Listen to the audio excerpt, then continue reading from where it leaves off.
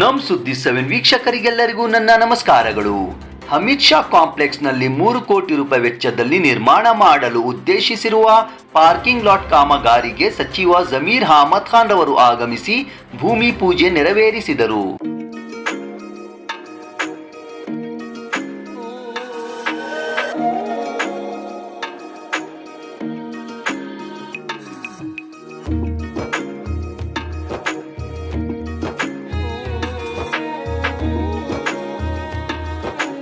ಮೌಲಾನಾ ಮಕ್ಸೂದ್ ಇಮ್ರಾನ್, ವಕ್ಫ್ board ಅಧ್ಯಕ್ಷರಾದ ಅನ್ವರ್ ಬಾಷಾ, ಸದಸ್ಯರಾದ ಮೌಲಾನಾ ಶಾಫಿ ಸಾದಿ, ಯಾಕೂಬ್ ಆಡಳಿತಾಧಿಕಾರಿ ಜೆಎ ಬಾವಾ, ಎಸ್ಡಿಪಿಐ ಅಧ್ಯಕ್ಷ ಮಾಜಿದ್ ಮತ್ತಿತರರು ಉಪಸ್ಥಿತರಿದ್ದರು.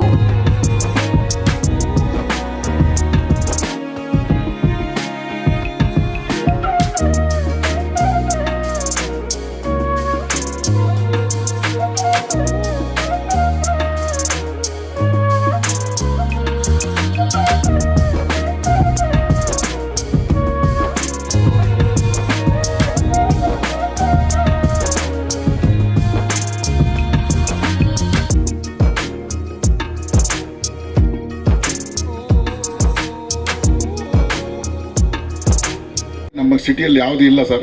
ನಮ್ಮ ಸಮುದಾಯದ ಬ್ಲಡ್ ಬ್ಯಾಂಕ್ ಅಂತಂದರೆ ನಮ್ಮ ಹಿಡಿತದಲ್ಲಿರುವಂಥ ಬ್ಲಡ್ ಬ್ಯಾಂಕ್ ಅಂತ ಇದು ಒಂದೇ ಇರೋದು. ಅಲ್ಹಮ್ದುಲಿಲ್ಲಾಹ್ ಅದು ಭಾಳ ಚೆನ್ನಾಗಿ ಇದೆ. ಅದ್ರದ್ದು ಒಂದು ಇನಾಗ್ರೇಷನ್ ಆವಾಗ ಅದು ನಡೀತಾ ಇದೆ ಸರ್.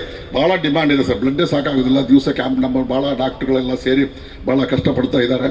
ಇನ್ನೊಂದು ನಮ್ಮದು ತಾವು ಲಾಸ್ಟ್ ಟೈಮ್ ಮಿನಿಸ್ಟರ್ ಇದ್ದಾಗ ನಮಗೆ ಒಂದು ಡಯಾಲಿಸಿಸ್ ಸೆಂಟರ್ ಕೊಟ್ಟರೆ ಕಾರಣಾಂತರಗಳಿಂದ ಸ್ವಲ್ಪ ದಿವಸ ಬಂದಾಗಿದೆ. ಅದನ್ನೊಂದು ಓಪನ್ ಮಾಡ್ಬೇಕು ಸರ್. ಭಾಳ ಜನ, ಅದರಲ್ಲೂ ಚಾಮರಾಜನಗರ ಭಾಳ ಜನ ಚಾಮರಾಜಪೇಟೆಯವರು ಇಲ್ಲಿ ಲಾಭ ಪಡ್ತಾ ಇದ್ದಾರೆ. ಜಾಸ್ತಿ ನಾನು ಮಾತಾಡೋಕ್ಕೆ ಹೋಗಲ್ಲ ಸರ್. ತಮ್ಮ ಇದು ತಮ್ಮದೇ ಒಂದು ಸಂಸ್ಥೆ ಅಂತ ಹೇಳ್ಕೊಂಡು ತಾವು ಅದನ್ನು ನಡೆಸ್ಕೊಂಡು ಹೋಗಬೇಕು. ಇದ್ರದ್ದು ಒಂದು ಅಭಿವೃದ್ಧಿ ಕಾರ್ಯ ಆಗಬೇಕು ಅಂತ ಹೇಳಿ ಇಲ್ಲಿ ನೆರೆದವ್ರಿಗೆಲ್ಲರಿಗೂ ನಾನು ವಂದಿಸ್ತಾ ಮತ್ತು ಅವರಿಗೆಲ್ಲರಿಗೂ ನಾನು ಒಂದು ಸ್ವಾಗತವನ್ನು ಬಯಸ್ತಾ, ಮುಂದೆ ಬಂದವರು ಕೂಡ ಈಗ ನೋಡಿ ಸರ್, ಇಲ್ಲಿ ನಿಂತು ನೋಡ್ರಿ, ಅಲ್ಲಿ ITI ಬಿಲ್ಡಿಂಗ್ ಕಾಣುತ್ತೆ, ಪಕ್ಕದಲ್ಲಿ ಹಾಸ್ಟೆಲ್ ಕಾಣುತ್ತೆ, ಮೇಲೆ ಬ್ಲಡ್ ಬ್ಯಾಂಕ್ ಇದು ಕಾಣುತ್ತೆ ಸರ್. ಬೇಕಾದಷ್ಟು ಆಗಿದೆ, ತಮಗೆಲ್ಲ ಗೊತ್ತಿರೋ ಬಗ್ಗೆ ನಾನು ಜಾಸ್ತಿ ಮಾತಾಡೋಕ್ಕೆ ಹೋಗೋದಿಲ್ಲ. ಇನ್ನೂ ಹೆಚ್ಚು ಇಲ್ಲೇನೋ ಒಳ್ಳೇದಾದ್ರಂತ ನಮಗೆಲ್ಲರಿಗೂ ಸಂತೋಷ, ಖುಷಿ ಆಗುತ್ತೆ ಸರ್. ಮತ್ತು ಒಳ್ಳೆಯ ಒಂದು ಇಲ್ಲಿ ಒಂದು ಭಾಳ ದೊಡ್ಡ ಇಬ್ಬರು ಬುಜುರ್ಗರು ಇಲ್ಲಿ ಮಲಗಿದ್ದಾರೆ, ಅವ್ರದ್ದು ಕೂಡ ದುವಾ ತಮ್ಮ ಮೇಲೆ ಇರುತ್ತೆ ಅಂತ ಹೇಳಿ ನನ್ನ ಮಾತು ಮುಗಿಸ್ತೇನೆ. ಆಖರ್ದಾವನ ಅಲ್ಹಮ್ದುಲಿಲ್ಲಾಹಿ ರಬ್ಬಿಲ್ ಆಲಮೀನ್. जय भीम, जय भीम, जय जय भीम. अज्ञान जरा परेशान हो जाती है मजी साहब. क्या ज़मीर साहब नवा ये पेंतरा शुरू कर दिए, सब जगह जारी है. सलाम अलैकुम के बाद जय भीम बोलना शुरू करेंगे को. ये 2014 तक हम ना क्या भी महसूस नहीं हुआ. जो बाबा साहब अम्बेडकर जो संविधान दिए 2014 से पहले हम ना महसूस नहीं हुआ. 2014 के बाद बीजेपी हुकूमत आने के बाद सेंट्रल के अंदर हमारे कर्नाटका के एक स्टेट के मिनिस्टर, सेंट्रल मिनिस्टर अनंत कुमार हेगड़े एक स्टेटमेंट दिए, हमें इन सब बीजेपी वाले हुकूमत के अंदर ये संविधान ख़त्म करने के वास्ते कर को. आज हमने कांग की एक जगह हिजाब का मसला ले लियो, CRC NRC का ये लाउड स्पीकर का मसला ले लियो, रिजर्वेशन का मसला ले लियो. कांग की एक जगह हमने ये लग रहा है कि अगर अल्लाह और रसूल के बाद बाबा साहब अम्बेडकर अगर संविधान देखो नहीं रहते तो आज तुम्हें यहाँ बैठ नहीं सकते थे, आज हमें कर नहीं सकते. अल्लाह और रसूल के बाद बाबा साहब अम्बेडकर संविधान देने की वजह से आज हमें शान से हिंदुस्तान के अंदर जिंदगी हम बसर कर रही. तो हमारा फर्ज बनता है कि नहीं जय भीम जोर से बोलना, बनता है कि नहीं बनता? मेरे साथ साथ में जोर से सब लोग जय भीम बोलना. जय भीम, जय भीम, जय जय भीम. देश पे तशरीफ फरमाए मेरे चाहते मौलाना मसूद इमरान साहब, हमारे वक्फ बोर्ड के चेयरमैन जनाब अनवर पाशा साहब, और मेरे करीबी दोस्त SDP के प्रेसिडेंट जनाब अब्दुल मजीद साहब, और एक एक्स चेयरमैन वक्फ बोर्ड के एक्स चेयरमैन मौलाना शाफी सादी साहब, GA बावा साहब, रियाज साहब, याकूब साहब, असलम साहब, मोहम्मद नयाब साहब, सरफराज खान साहब, सैयद मुजाहिद साहब, डैश में तशरीफ़ फरमाए तमाम ज़िम्मेदार हज़रत बैठे हुए तशरीफ़ तमाम.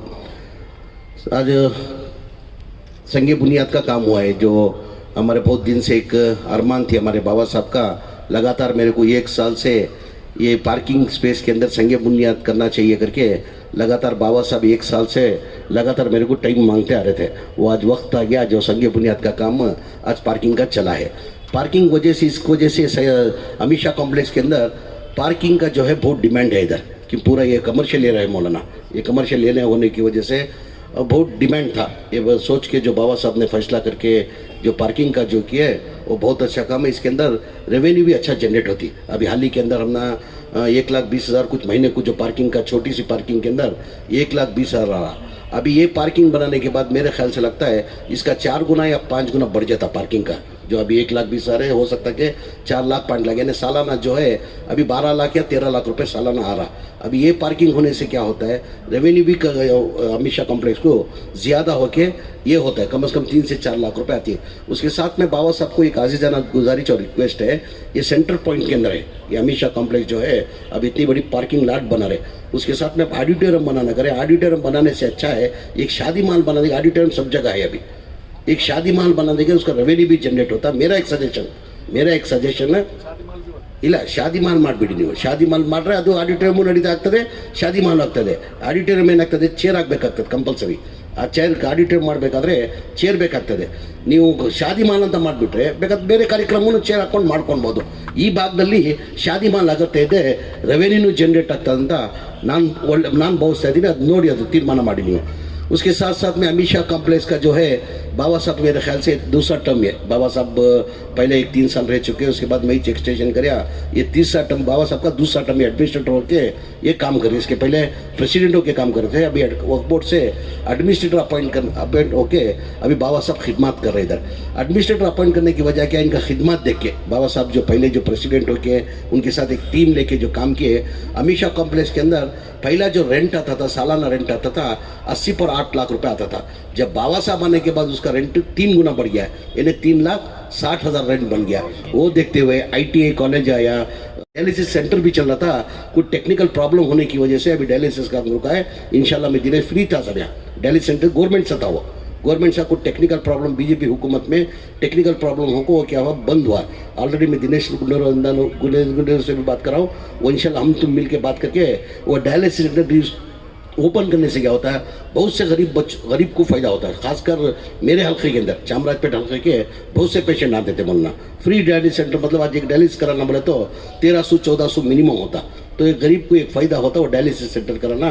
इंशाल्लाह मैं करा तो कर कहते हुए बाबा साहब की जैसा अभी वक्फ बोर्ड का अल्लाह मियाँ ने मेरे को मौका दे के वक्फ बोर्ड का मिनिस्टर बनाया गया। वक्फ बोर्ड के चेयरमैन भी इधर बैठे, वक्फ बोर्ड का चेयरमैन और मेंबर्स का भरपूर मेरे से साथ होने की वजह से हर जगह हमें वफ़ अदालत कर को करलेकारी मजीद साहब तुमने भी मालूम रहेगा, वफ़ अदालत कर को करलेकारी जहाँ जहाँ वफ़ अदालत हमें करलेकारी मौलाना वहाँ सक्सीड हो रहा। पहले हमें ट्रेल बेसिक के अंदर एक वफ़ अदालत करे बेलगाम के अंदर, हमारे जो मसले थे 10-15 साल से वो एक वफ़ अदालत बेलगाम में करने की वजह से क्या हो गए 70% वो मसले हल हुए। वो हल होने की वजह से क्या करें, ये वफ़ अदालत करने से हमें एक फ़ायदा होता अगर को हमें क्या करें पूरे स्टेट के अंदर पूरे वफ़ अदालत कर ले को 9 स्टेट हमें कंप्लीट करें। हाल ही के अंदर हुबली, धारवाड़, बेलगाम, गदग, कारवार कर को बाद में परसों यादगिरी, गुलबर्गा करें मौलाना। एक छोटी सी मिसाल, अब बिदर के अंदर टोटल हमारे हक पत्र जो थे कम से कम एक 15 साल से मजीद भाई हक पत्र बहुत सालों से पेंडिंग थे, बहुत सालों से हक पत्र पेंडिंग थे। वो हमें जैसा वफ़ अदालत कर को अनाउंस करे, जैसा वफ़ अदालत अनाउंस करें क्या कर देने रेवेन्यू डिपार्टमेंट वाले 60% खाते दे दिले, हमने रेडी कर ली। जिस दिन हमें वफ़ का अदालत शुरू करी उस दिन हैंड ओवर हमने लगा को वफ़ ऑफिसर साहब कल का दिन ही छपना 67 खाते दे लेकर बोले। जैसा दूसरे दिन क्या करती वफ़ अदालत करने के बाद हमें क्या करती ऑफिशियल मीटिंग करती, जैसा कंसल्ट डिपार्टमेंट DC, AC, तहसीलदार, म्यूनसिपाल्टी, RDPR तमाम डिपार्टमेंट की मीटिंग कर को वहाँ क्या करती है हमारे जो है डेडलाइन दिन को 1 महीने का डेडलाइन देती।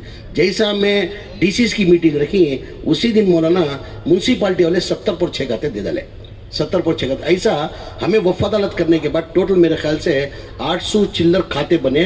वो फ्लैग ऑफ बोलती, खाते होने के बाद फ्लैग ऑफ कम से कम 500 फ्लैग ऑफ हुए।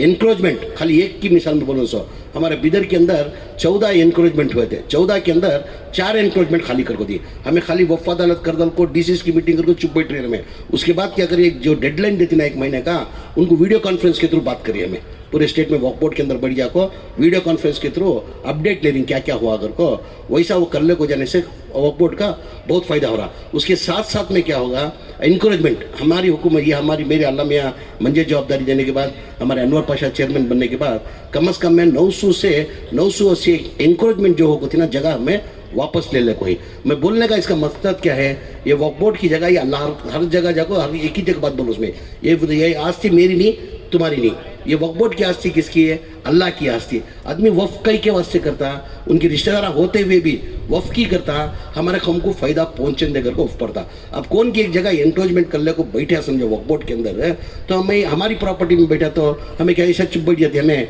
उसे जद्दोजहद करती ना, कोशिश करती हैं, जद्दोजहद करती हैं, कोर्ट को जाती हैं, सुप्रीम कोर्ट को जाती हैं, क्या की कर को हमें क्या करती हैं, वो प्रॉपर्टी वापस हासिल लेने के वास्ते जद्दोजहद कोशिश करती है। ये अल्लाह के वास्ते की नहीं कर रही, हमें अल्लाह की प्रॉपर्टी है, अल्लाह के पास जाको हशर के अंदर मैदान देना, हशर के अंदर जाको जवाब देना पड़ता। आज जूने कौन की एक जना वक्फ बोर्ड की प्रॉपर्टी में बैठा, हम ना मालूम हो को भाई ने वक्फ बोर्ड की प्रॉपर्टी में बैठा करो, मालूम हो को भी हमें चुप बैठा तो उसकी भी हम ना वताज गुना हमारे ऊपर भी। तो वक्फ बोर्ड की जो है वो अल्लाह की आस्ती, आज जैसा कि अमित शाह कम्प्लेक्स में हर जगह जाको मैं वो बोलूँ मौलाना, वक्फ बोर्ड की आस्ती करेक्ट हमें यूटिलाइज कर ले तो टोटल वक्फ बोर्ड की आस्ती कितनी है सो बोला मौलाना, टोटल वक्फ करी सो आस्ती 1,11,000 एकड़ है हमारे टोटल 1,11,000। अदना में क्या है थोड़ा कन्फ्यूजन है, ये कहीं की इतनी बड़ी जगह इतनी आस्ती जो है ये गवर्नमेंट से दी हुई आस्ती को, गवर्नमेंट से वक्फ बोर्ड के अंदर हमें 1 इंच भी जगह लेको नहीं, 1 इंच भी जगह लेको नहीं, हम ना जो गवर्नमेंट से को से लेको ही हमें खबरस्ताना को जगह को लेको है, खबरस्ताना को तो गवर्नमेंट सबको दिले करी, मशान को दिले करी, क्रिश्चियन समाज को दिले करी, तो वैसा हमें वो वक्फ बोर्ड को मशान को इसे ईदगाह का छोड़ को हमें गवर्नमेंट के 1 इंच भी हमें लेको नहीं। करेक्ट हमें वो प्रॉपर्टी को जो 1,00,000 एकड़ जगह जो है हमारी, उसके अंदर हमारे हाथ में कितनी है बोलो मौलाना, 1,11,000 एकड़ के अंदर हमारे हाथ में कितनी रहेंगी बोलो, हमारे हाथ में कितनी है वक्फ बोर्ड की है, खाली 23,000 एकड़, 80 पर 4,000 पूरा इंक्रोचमेंट, खाते नहीं क्या की प्रॉब्लम कौन की इंक्रोचमेंट कर लिया, गवर्नमेंट एक्वायर कर ली, यानी जद्दोजहद करी हमें वो प्रॉपर्टी वैसी करी। करेक्ट हमें वक्फ बोर्ड की प्रॉपर्टी को करेक्ट हमें यूटिलाइज कर ले तो हमें आज गवर्नमेंट से फंडिंग लेने की जरूरत नहीं करे तो वक्फ बोर्ड की प्रॉपर्टी, जैसे कि अमित शाह कॉम्प्लेक्स का जो 80 पर 8 लाख रुपए भाड़ा आता था, बाबा साहब आने के बाद की 3,60,000 हुआ, बाबा साहब को 3 करोड़ 60 लाख रुपए, यानी 80 पर 8 लाख का 3 करोड़ 60 लाख का। वजह क्या है बाबा साहब को, मैंने बाबा साहब एक ही चेक बोलती मुझे चेयरमैन नको MLC नको, मुझे अल्लाह मियाँ मुझे क्या कि डिपार्टमेंट के अंदर था कहाँ की एक मेरे से गलती हो सकती है, अल्लाह मियाँ मुझे एक मौका दिया कौम की खिदमत करने का, मुझे एक इदारा तुम्हें देखो ही, मुझे वो तुम्हें इदारे के अंदर मुझे वहाँ खिदमत करने का तुम्हें मौका दियो, मेरे पिछले क्या की एक जरा गलतियाँ हुई सो वो गलतियाँ हूँ धुला ले तुम क्या तो करको जद्दोजहद करको, मैं इदारे को बढ़ाना चाहता हूँ करको बोल को 80 पर 8 लाख का 3 करोड़ 60 लाख को लेकर ऐसे ही इदारे हमें तमाम इदारे ऐसा डेवलप करने लगे तो आज हमारे में गरीबी मुसलमानों में नहीं रहती। वक्फ की करता आदमी कौम को फायदा होने कर को ना, उनके भी रिश्तेदार रहती, उनकी बीवी की तरफ रिश्तेदार रहती, उनके अम्मा की तरफ के रिश्तेदार रहती, बाबा की तरफ के रिश्तेदार रहती, तो भी वक्फ की करता कौम को हमारे फायदा पहुंचे। ये नहीं कहकर को कौन की खा ले को कौन की मजा करो कर को, ये मैं बोलता हूँ वक्फ की प्रॉपर्टी में खाना तो दूर की बात, अगर सूचा तो ने कीड़े पड़ को मरता उन्हें, सूचा तो ने इसके अंदर लालच कर को ये वक्फ की यहाँ करे तो मुझे फायदा होता कर, अगर उन्हें सूचा तो उन्हें कीड़े पड़ को मरता। मेरी आवाम से एक आजीज़ाना गुजारिश, वक्फ का जहाँ जहाँ है तुम्हारा भी फर्ज बनता, खाली मिनिस्टर का ये नहीं है जवाबदारी नहीं, चेयरमैन की जवाबदारी नहीं, मेंबर की जवाबदारी नहीं, तुम्हारी लोगों की जवाबदारी पड़ता। कौन तो भी क्या तो वक्फ बोर्ड के अंदर इंट्रोच कर ले उन्हें खाले को बैठा, तुमने अगर तुमना जहीन में आया तो उसे लगा हमने इंटीमेशन देखो तुम्हें उसे खाली कराने को वक्फ बोर्ड को दिलाने की जद्दोजहद कोशिश करना। अगर को ये कहते हुए सभा एक मस्जिद भी कैसा भी आ कोई सभा एक प्रोग्राम रखी मस्जिद भी हमें, ये वक्फ बोर्ड के अंदर क्या होगा एक पैसे था हमारा इंटरेस्ट अमाउंट पैसा था, वो इंटरेस्ट अमाउंट पैसे वेस्ट नहीं होना बोल को पैसे थे वहाँ इंटरेस्ट अमाउंट, वो बीजेपी की हुकूमत के में क्या होगा उन्होंने FD को वापस ले ले, जैसा उसके अंदर क्या होगा हमारी हुकूमत आने के बाद मेंबरा और चेयरमैन साहब मंजे आपको शाफी सादी थी पहले प्रपोजल दिया इस काम पर, ये पूरा सवाब जारिया का काम तुमना शुरू होता, ये खासकर तुम्हारी ये इसके वास्ते कि तो तुम्हें बोल को नीवेल में लेना नहीं मारी दे दो, वो बीजेपी हुकूमत के अंदर FD को चलेगा था सब पैसा हो 40 पर 7 करोड़ रुपए, जैसा शाफी सादी सब बात बोले वो पैसा FD से चलेगा वापस ले को हमें ये कॉलेज जाने से हमें आइडेंटिफाई कर को इन कर को बोल को ये कॉलेज डाले तो बेहतर रहता कर को बोल को इनो इतला देने की वजह से वो पैसे क्या करे FD से वापस ले लगा हमें क्या करे ये पैसे वेस्ट नहीं होना क्योंकि तो बीच में जो हिजाब का मसला हुआ था हमें कितना सफ़र हुए वो मालूम है, हमारे भाई को बच्चे कितने हमारे ये जी तालीम के अंदर खासकर भाई को बच्चे पढ़ना मुश्किल है, कॉलेज हमें जाको SLC तक कैसा भी पढ़ लेती, आगे जाकर कॉलेज को बाहर जाकर पढ़ना को तो बहुत मुश्किल होते हुए वो सोच को हमें क्या करे एक शुरुआत में क्या करेंगे एक 15 डिस्ट्रिक्ट के अंदर एक हमारी कर को PU कॉलेजेस डालेंगे कर को 15 कॉलेजेस आइडेंटिफाई कर को कैबिनेट में अप्रूव कर को वो संगे बुनियाद का काम 40 पर 7 करोड़ का पहला साल वो सामान शुरू करें। मेहरबानी से तुम्हें जिम्मेदार सब सामान हज कैम्प के अंदर आना। उसके साथ में क्या करें साहब, वक्फ बोर्ड से हमें पहली बार ये एम्बुलेंस अंदर ही, ये एम्बुलेंस है क्या हर डिस्ट्रिक्ट के अंदर मस्जिद भी देखो ही या तमाम जिम्मेदारों को मालूम है, एम्बुलेंस हर जगह एम्बुलेंस है, एम्बुलेंस काम भी नहीं है कर को नहीं यानी। और ये हमें जो दे रही एम्बुलेंस हो ये मामूली एम्बुलेंस नहीं, उसके अंदर ICU वेंटिलेटर यानी हर चीज़ की सोलह लगी। अल्लाह बचाने वाला, मारने वाले से बचाने वाला बड़ा होती ना, वो अल्लाह बचाने वाला। अब बहुत सी जगह क्या होता, अर्जेंट पेशेंट को कहाँ तो ले को जाना अगर बोलेगा तो ढंग के काम भी कोसे डिस्ट्रिक्ट के अंदर एम्बुलेंसेस नहीं थे।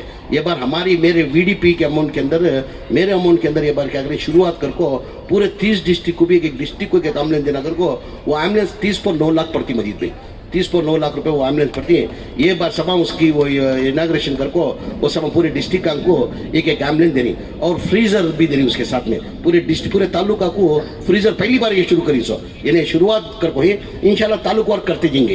ये पहली बार शुरू कर को एम्बुलेंस है 30 देखो 30 के अंदर क्या हुआ 30 पर 9 लाख रुपए हुआ। जैसे एम्बुलेंस का ऑर्डर दिए वो कंपनी वाले हमारे पास अप्रोच हुए, सब तुम्हें 30 एम्बुलेंस का ये देखो ये प्रपोजल देखो इन तुम्हें उसके अंदर इतना पैसा तुम्हारा कमीशन कर को आता करो बोल को हमना भी चेयरमैन साहब का आपको 90 लाख रुपए कमीशन प्रपोज करे हमने आपको।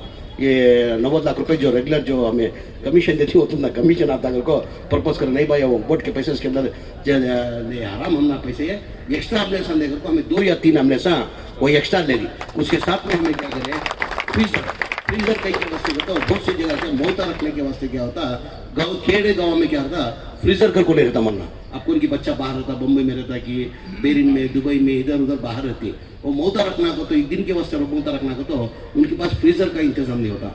ये साल क्या करें हमें पूरे तालुका 224 कॉन्स्टिट्यूंसी को भी ये बार फ्रीजर देना कर को तय कर को क्या करी एक फ्रीजर भी देखो शुरुआत करी और मदरसे आइडेंटिफाई करी हमें सब वो भी सब वो उसका भी एक फंक्शन है।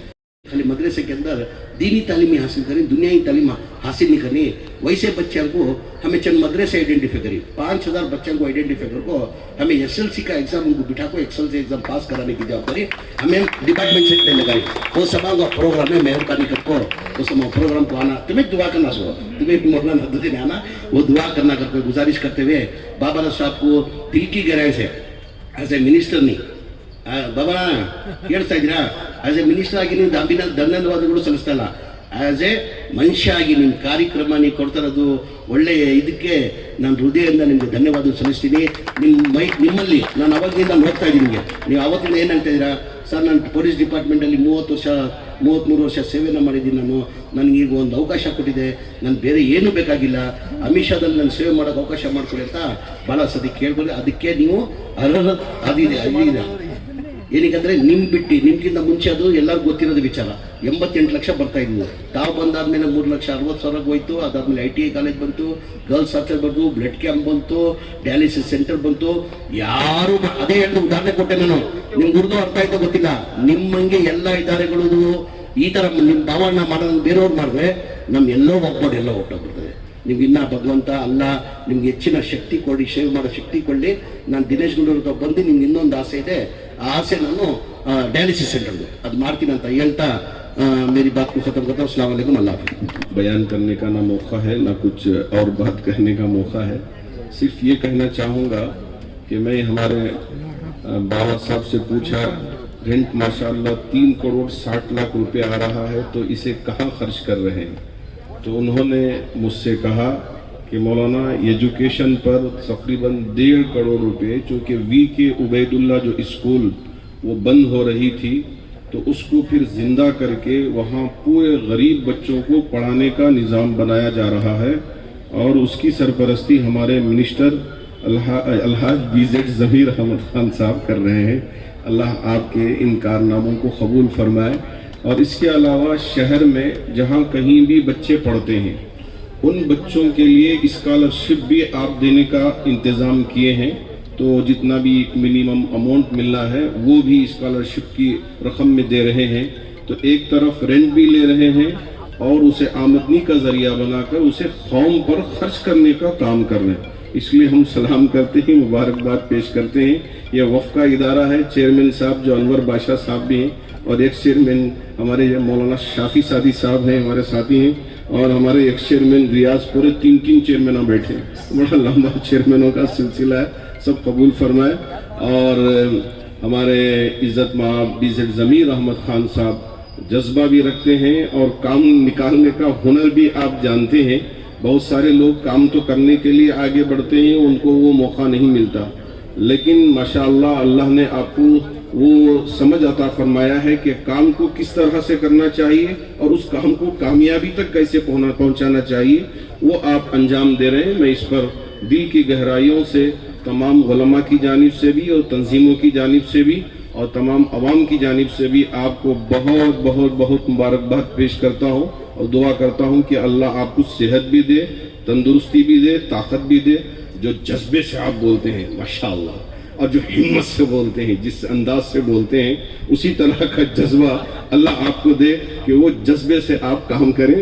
आमीन व आखिर दावाना अल्हम्दुलिल्लाहि रब्बिल आलमीन। मुअज़्ज़िज़ वक्फ, हाउसिंग एंड माइनॉरिटी मिनिस्टर बीज़ेड ज़मीर अहमद खान साहब, मौलाना मकसूद इब्राहिम साहब और भावा सब एडमिनिस्ट्रेटर साफ़ी सैदी साहब और कोर्ट के हमारे चेयरमैन साहब और तमाम जिम्मेदारां, मेरे सामने बैठे हुए भाइयों, बुजुर्गों, दोस्तों, ज़्यादा बात करने का वक्त नहीं है।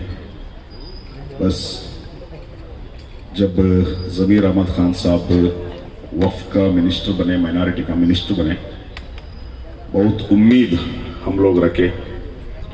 माशाअल्लाह 15 महीना जो इस हुकूमत में बहुत सारे इनिशिएटिव लिए, उसमें बहुत खुशी की बात मुझे ये हुआ, अभी जो वक्फ बोर्ड का जो पैसा जो एफडी में था उसको उधर से रिलीज कर 15 पीयू कॉलेज 15 डिस्ट्रिक्ट में जो इनिशिएटिव लिए, कैबिनेट में अप्रूव लिए, वो बहुत बड़ी बात, काबिल तारीफ है वो। जैसा कि मौलाना दुआ करे अल्लाह ताला जो भी खिदमत है उसे कबूल करना। और दूसरी बात, वक्फ के बारे में जो मिनिस्टर साहब का एक क्लियर जो स्टैंड हर मीटिंग हर प्रोग्राम में उन्होंने बोलती, वक्फ अल्लाह की प्रॉपर्टी है। अगर वक्फ का वो जो आमदनी उसको खाने का तो छोड़ो, उसे सोचे तो भी कीड़े पड़ जाते हैं, हकीकत है ये। तो अल्हम्दुलिल्लाह अल्लाह के लाख शुक्र है, हमारे वक्फ के जिम्मेदार ऐसा, हाँ मिनिस्टर ऐसा जिम्मेदार हर जगह अगर मिल गए तो इंशाल्लाह जैसा कि बताए, मैं क्या बोलूं, अल्लाह ताला हमना बहुत बड़ा नेमत इंडिया में लेकर, बहुत बड़ा नेमत, क्योंकि 3rd लार्जेस्ट प्रॉपर्टी वक्फ, बहुत बड़ा नेमत। मगर अफसोस इस बात की है, वो जो प्रॉपर्टी को जो प्रॉपर यूटिलाइजेशन का जो काम होना था उसमें हमें काम की फेल्यूर है। अल्हम्दुलिल्लाह अल्लाह ताला एक मौका ज़मीर अहमद खान साहब को देकर हैं, तो मैं उम्मीद करता हूं पूरे 5 साल अगर इसी तरीके से इनिशिएटिव लेंगे तो अल्हम्दुलिल्लाह कम से कम कर्नाटका में हम अच्छे एक डेवलपमेंट देख सकते हैं। पर्टिकुलरली मैं रिक्वेस्ट करता हूँ, आज जो इंक्रोचमेंट है ज़मीर अहमद खान साहब, इसमें वेरी सीरियसली लेना, इसमें कोई कॉम्प्रोमाइज नहीं करना। परसों मैसूर में भी एक इंक्रोचमेंट होकर है 32 गुंटा, मैं अब पब्लिक ऐलान कर हूँ, वो ये कर कुछ इंजेक्शन लेकर है, अगर इंजेक्शन नहीं लेकर तो मैं खुद आके वो कंपाउंड तोड़ता करके मैं पब्लिक में बोलता हूँ इसमें। तो इसका ऊपर जो इंक्रोचमेंट है इसमें बिल्कुल हमें राजी नहीं होना, सब मिलकर, जैसे कि आप बताए सही है, सिर्फ आपका जिम्मेदारी नहीं है, हम तमाम लोगों का जिम्मेदारी है ये वक्फ प्रॉपर्टी को बचाना और डेवलपमेंट करना। इस मौके पर मुझे भी चंद कलिमात बोलने का जो मौका आप लोगों ने दिया, बहुत शुक्रिया, जज़ाकल्लाह खैर। व आखिर दावाना अल्हम्दुलिल्लाहि रब्बिल आलमीन। अस्सलामु अलैकुम व रहमतुल्लाहि व